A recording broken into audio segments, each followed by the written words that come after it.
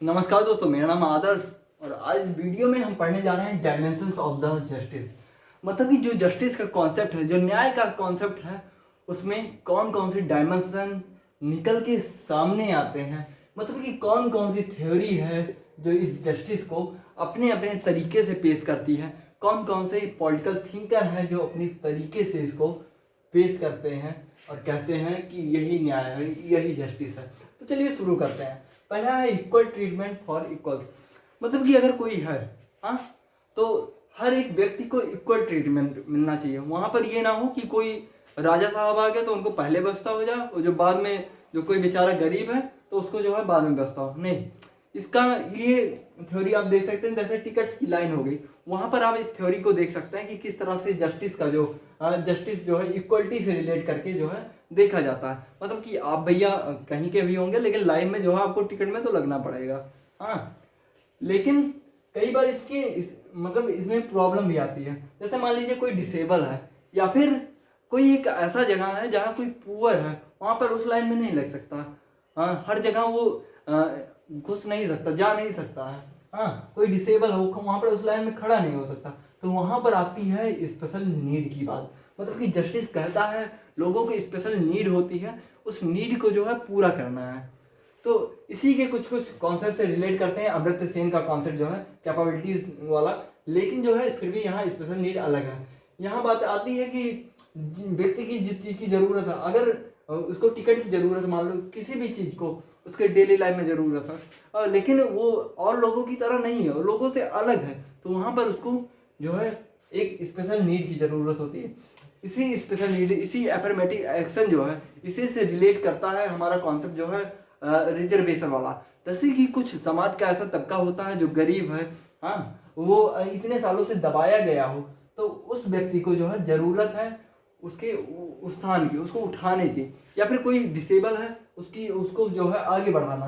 तो यहाँ पर स्टेट क्या करता है, एक ऐसी जस्टिस देती है, एक ऐसा थ्योरी लेकर आता है कि वहाँ पर लोगों को स्पेशल नीड या फिर अफर्मेटिव जो है एक्शन दिया जाता है, जिससे उस व्यक्ति का जो है वो लोगों की इक्वल हो जाए। मतलब इक्वालिटी से, ये भी इक्वालिटी से जो है कॉन्सेप्ट रिलेट करता है। इस तरह से हम जस्टिस देंगे। कई बार दोस्तों क्या होता है कि लोगों को इक्वल ट्रीटमेंट होता है लोगों का, तो वह भी अनजस्ट हो जाता है। कई बार मतलब कि यही, जैसे कि इक्वल ट्रीटमेंट, अगर हम एग्जाम हो रहा है, एग्जाम में सारे बच्चों ने खूब मेहनत लगा के एफर्ट डाल के जो है मेहनत किया, हाँ, लेकिन वहां पर क्या हुआ कि सबको इक्वल मार्क्स दे दिए गए, तो यह भी तो या तो अनजस्ट हो जाएगा।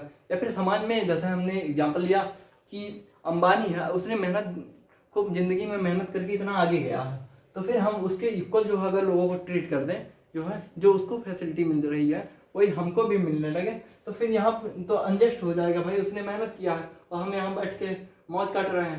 तो फिर ऐसे पोजीशन में क्या है, ऐसे समय पे क्या होता है, एक नया कॉन्सेप्ट आता है जो on the basis of effort है, एफर्ट के, उसको है प्रोपोर्शनेट जस्टिस। मतलब कि इस जस्टिस के अनुसार, प्रोपोर्शनेट जस्टिस के अनुसार क्या है कि जितना आप एफर्ट डालेंगे उतना ही ज़्यादा आपको जस्टिस रहनी चाहिए। जैसे हमने इससे पहले एग्जांपल लिया था कि कोई मान लीजिए आईएएस है या फिर कोई बड़ा नेता है, कोई अधिकारी है, तो उसने अपनी ज़िंदगी में एफर्ट डाला, तो उसको जो है आज कुछ स्पेशल नीड मिल रहा है, उसको कुछ स्पेशल ऑफर मिल रहे हैं उस व्यक्ति को। तो यहाँ पर ये प्रोपोर्शनेट जो है जस्टिस ये यही कहता है कि जिसने जिसको एफर्ट किया उसको उसी हिसाब से जो है जस्टिस मिलना चाहिए। यहाँ पर इक्वल जो है ट्रीटमेंट नहीं करना चाहिए, स्पेशल नीड नहीं देना चाहिए। अब आते हैं हम जस्ट डिस्ट्रीब्यूशन पे। जस्ट डिस्ट्रीब्यूशन पे जैसे ग्रीक में जो पॉलिटिकल थिंकर पैदा हुए, उनका मानना था पहले कि जस्टिस का जो कॉन्सेप्ट है सिर्फ लोगों को मतलब न्याय देना ही जस्टिस नहीं है। मान लीजिए कि मैंने किसी को मार दिया, ठीक है, फिर मुझे जो है सरकार ने मार दिया या फिर जो है स्टेट ने सजा सुना दी कि ठीक है तुमको फांसी की सजा होगी, तो वहाँ पर मुझे फांसी की सजा तो हो गई, लेकिन वो जो फैमिली है जिसके क्या के लोग मारे गए उसका फायदा क्या हुआ? उसका लड़का तो गया ही, मतलब कि एक्सपायर ही हुआ, मेरे द्वारा मारा ही गया, हाँ, लेकिन और हमारी फैमिली का भी नुकसान हो गया। लेकिन उसके फैमिली को कुछ स्पेशल नीड, मतलब स्पेशल ऑफर मिलने चाहिए या फिर रिवार्ड्स मिलने चाहिए। तो इसी चीज़ को ये बताता है डिस्ट्रीब्यूटिव जो जस्टिस है या फिर जस्ट डिस्ट्रीब्यूशन। जैसे हमें पता है कि 1947 के बाद जब भारत आज़ाद हुआ तो भारत के कुछ गरीब तबके थे या फिर ऐसे तबके जो बहुत पहले से वंचित थे, जैसे दलित हो गए, वो कई सालों से दबाए गए थे। तो इस समय क्या हुआ कि सरकार ने जो है उनको न्यू लैंड रिफॉर्म जो लाया, उसमें क्या हुआ कि उन हरिजनों के या फिर उन दलित को जो है गिफ्ट किया। क्या गिफ्ट किया? रिवॉर्ड दिया, जमीन को रिवॉर्ड दिया। मतलब कि एक तरफ तो अनटचेबिलिटी जैसे कॉन्सेप्ट आए, आर्टिकल 17 जैसे कॉन्सेप्ट आए और लोगों को इक्वल किया गया। उसके बाद फिर अभी जो है जैसे SC/ST एक्ट जो आ गया है, हाँ, इससे उनको मजबूती तो मिल रही है, लेकिन बात ये है इतने साल से जो दबाए गए तो उनको उठने में टाइम लगेगा। इसलिए जस्ट डिस्ट्रीब्यूशन वहाँ आता है, मतलब डिस्ट्रीब्यूटिव, ऐसी चीज़ें उनको रिवार्ड दे दो जिससे वो बहुत तेज़ी से जो है ओवरकम कर सकें जो उनके जीवन में पहले उनके पास्ट में जो है प्रॉब्लम्स आई थी। अब हम आते हैं अमर्त्य सेन के। अमर्त्य सेन बहुत बड़े इकोनॉमिस्ट भी हैं और साथ ही साथ पॉलिटिकल थिंकर भी हैं।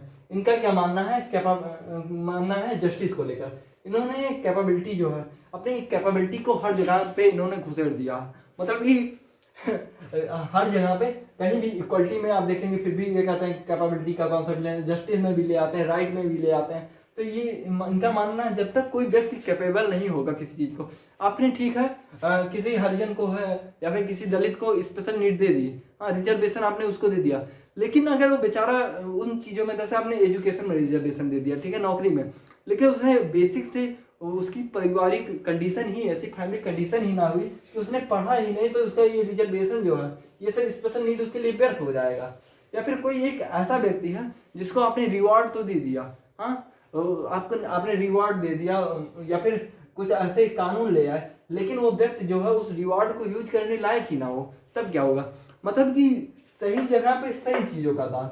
जैसे कोई एक मान लीजिए डिसेबल है, यहाँ भी हम डिसेबल को डालते हैं, कोई डिसेबल है, वो बेचारा, हाँ, उसको ज़रूरत है किसी एक ऐसे व्हीकल की जिसके इस्तेमाल से वो आसानी से कहीं दूर जा सके। क्यों? क्योंकि वो डिसेबल है। लेकिन अब उस टाइम पे अगर स्टेट या फिर कोई उसको जो है मोटरसाइकिल गिफ्ट करे या फिर कार गिफ्ट करे, लो भैया लो चलाओ, तो फिर वहाँ पर अनजस्टिस हो जाएगा। मतलब लोगों की कैपेबिलिटी को देखते हुए आप जो भी जस्टिस का कॉन्सेप्ट लाइए, अप्लाई करिए। तो ये कुछ थे कॉन्सेप्ट। और जॉन रॉल्स के बारे में तो हमने बात कर ही ली है कि जॉन रॉल्स का जो थ्योरी है कि बेल ऑफ इग्नोरेंस और ओरिजिनल पोजीशन की बात करते हैं। बेल ऑफ इग्नोरेंस में क्या है कि लोगों को नहीं पता है कि वो समाज के किस तबके के हैं, वो किसी भी तरह से इनइक्वलिटी मतलब जैसी चीज़ों को नहीं जानते, वो बस जानते हैं कि सभी लोग वहाँ पर इक्वल हैं। तो वहाँ पर लोग जो डिसीजन लेंगे वह भी एक जस्टिस का कॉन्सेप्ट वहीं से निकलेगा। वहाँ पर उन्होंने लिबर्टी को, लिबर्टी को, इक्वलिटी को और जस्टिस को एक करने का प्रयास किया है। यह है हमारा डायमेंशंस ऑफ द जस्टिस। आशा आपको अच्छा लगा होगा। जय हिंद, जय भारत।